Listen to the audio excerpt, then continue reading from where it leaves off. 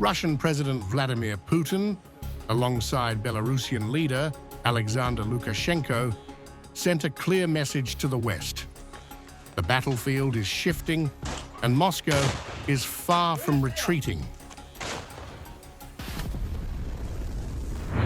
Speaking from Valaam Island, the Russian president confirmed a significant development. The first serial Oreshnik missile system has been produced and delivered to Russian troops. A deployment to Belarus is also underway. The first thing I want to say in this regard is that we have produced the first serial Oreshnik, the first serial missile, and it entered the troops. Now the series has started working.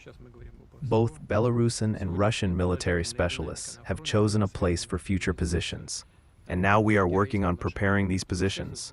So, most likely, we will close this issue by the end of the year.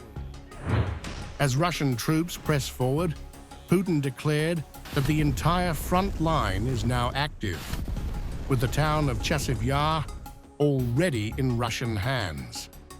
Lukashenko echoed this, saying the advance is slow but deliberate, while Putin insisted the operation is not about conquest, but restoration.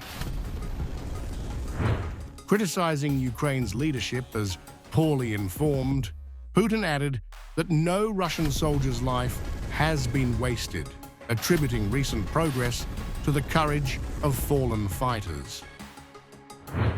Amid growing international calls for negotiations, Putin responded to the US President Donald Trump's ultimatum to him with a veiled rebuke. As for any disappointments on the part of anyone, all disappointments arise from excessive expectations.